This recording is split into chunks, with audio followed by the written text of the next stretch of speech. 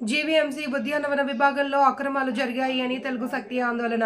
GVMC mayor కమిషనర్కు ఫిర్యాదు చేసిన తెలుగు శక్తి అధ్యక్షులు బివి రామ్.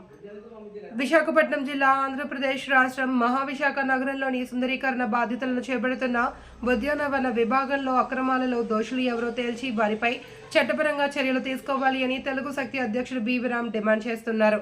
ఈ నేపథ్యంలోనే జీవీఎంసీకి ప్రజలు కట్టిన పన్నులు దుర్వినియోగం అవుతున్నాయని ఆందోళన వ్యక్తం చేశారు. ప్రజలు కట్టిన పన్నులకు న్యాయం జరగాలి అంటే నగర అభివృద్ధికి, సుందరీకరణకు పూర్తి స్థాయిలో నిజాయితీగా పాటుపడే వారికే జీవీఎంసీ చెల్లింపులు చేయాల్సి ఉందన్నారు. దీనిపై తాము కూడా ఒక లేఖ రాస్తామని తెలిపారన్నారు.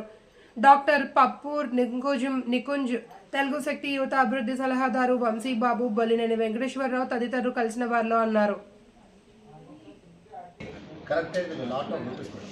ఇప్పుడే కమిషన్ తెలిసాను. ఎందుకంటే ఇది నిజంగా వస్తే నేరుగా చనిపోయి వస్తుంది. ఇలాంటి గదవులు సస్పెండ్ కాకుండా డబ్బు రికవర్ చేయాలి. ₹1,00,000 డబ్బుని ఇది కానీ జరగకపోతే నేను ఫైల్ పిలిపిస్తాను. ఎవరు ట్యాక్స్ కట్టమాకండి, డబ్బులు వినియోగం చేస్తానని చెప్పి పిలిపించేస్తున్నాను. టెండర్ కండిషన్స్ ని మారుస్తుంది. మేము ఇప్పుడు స్ట్రిక్ట్ గా టెండర్ కండిషన్స్ ని పెట్టేసాం. 14 డేస్ ఉండాల్సింది 3 డేస్. అది మనకు అక్టోబర్ 2 కి ఒక పని మాత్రం. అక్టోబర్ 2 గాంధీ జయంతి ప్రోగ్రామ్ రోజున మనం ఓపెనింగ్ చేయాలి. సో దానికోసం అవి అలో చేస్తాం. రెండోది ఏం చేస్తున్నానంటే వాళ్ళని డిస్క్వాలిఫై అయ్యే విధంగా కండిషన్. సార్ మీరు అబ్జర్వ్ చేయండి సార్, ఈరోజు టెండర్స్ చేస్తే పార్టీలు మాక్సిమం 5-8% లెస్ కడతారు. కానీ గడిచిన 4 డేస్లో they have gone 40 to 40% less. 40 to 48% less అంటే సార్ నిజంగా లెస్ అయితే నో ప్రాబ్లం. నాకు అర్థమైంది. నాకు సీరియస్నెస్ పేపర్లో కూడా చదివిన తర్వాత ఎంక్వైర్డ్ దామోదర్ గారు ఇక్కడ పాత రూపాయలు 30 సంవత్సరాలు ఇప్పుడు అసలు జీవీఎంసీ ఎంప్లాయీ సస్పెండ్ చేయడం కదా అని తప్ప ఆయన సార్ సస్పెండ్ కాదు. అమౌంట్ రికార్డ్ సార్ చేద్దాం మేము చేస్తాం. నేను కలెక్టర్ గారికి ఇచ్చిన కాల్ ఇవ్వండి. నేను కలెక్టర్ గారికి ఇచ్చాను. ఆయన చాలా రాశారు పెద్దగా. ఆయన కాపీ నాకు వస్తుంది. మీకు వస్తుంది సార్. ఎందుకంటే రామ్ నోను సార్ వేరే మంత్రి గారు మాట్లాడుతున్నారు. నేను చూస్తాను. ఆయన సార్ ఓన్లీ ఫోటోస్ డిపార్ట్మెంట్లో పూర్తిగా అవినీతితో కూడుకుపోయింది. వర్క్ టెండర్ జరగకుండానే, వర్క్ చేయకుండానే పేమెంట్ జరిగింది.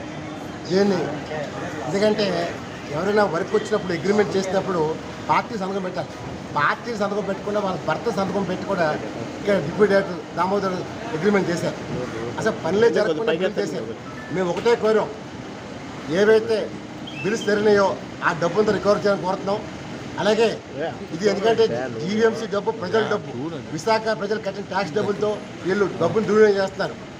ఇది కానీ డబ్బు రికవర్ చేయకపోతే మాత్రం నేను విశాఖ ప్రజలు ఒకటే పిలిపిస్తాను, జీవీఎంసీ ట్యాక్స్ కట్టడం పిలిపిస్తాను. ఎందుకంటే మనం కట్టి డబ్బుని దుర్వినియోగం చేస్తున్నారు.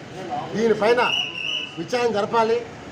ఎవరెవరైతే అన్యాయంగా పాల్పడ్డారో, అక్రమంగా డబ్బులు తీస్తున్నారో బిల్లు చేయకుండా అలాంటి వాళ్ళని అరెస్ట్ చేయని కోరుతున్నాను. ముఖ్యంగా ఇక్కడ డిప్యూటీ డైరెక్టర్ దామోదర్ అవినీతి దిమంగా 30 సంవత్సరాలు పాతికిపోయాడు ఇదే డిపార్ట్మెంట్లో. ఇవాళ చక్రం తిప్పుతున్నారు ఇక్కడ.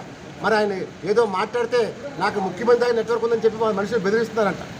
మరి ముఖ్యమంత్రి గారి నెట్వర్క్ ఏముందంటే నేను డిఫరెంట్ ముఖ్యమంత్రి గారిని ప్రశ్నిస్తాను. అంటే చంద్రబాబు గారు పని చేయరు, చంద్రబాబు గారు పేర్లు చెప్పుకొని కూడా తప్పుదో పట్టిస్తున్నారు. అతన్ని ఒకటే కోరుతున్నారు రాష్ట్ర ప్రభుత్వాన్ని, ఇలాంటి డిప్యూటీ డైరెక్టర్ దామోదర్ని తక్షణం ఎంక్వైరీ చేసి విశాఖపట్నంలో హార్టికల్చర్ పేరుతో ₹1,00,000 డబ్బు దోచుకుపోయారు. మరి ఇలాంటి వాళ్ళని శిక్షించాలని, ఎవరైతే స్టీల్ ప్లాంట్ ఎంప్లాయీస్గా పనిచేస్తున్నారో వాళ్ళు అక్కడ పని చేయకుండా ఇక్కడ జీవిస్తారు రోజు ఉంటున్నారు, వాళ్ళు అరెస్ట్ చేయమని కోరుతున్నారు. మరి ముఖ్యంగా మహిళల పేరు చెప్పుకొని మహిళలు పార్టిసిపేట్ లేకుండా ఈ దామోదర్ ఇప్పుడు దాకా మహిళలు కూడా ఎవరు చూడలే. మరి చూడకుండా బిల్స్ ఇచ్చారంటే జీవీఎంసీ ఎంత అవినీతి కోరుకుని అర్థం చేసుకోండి.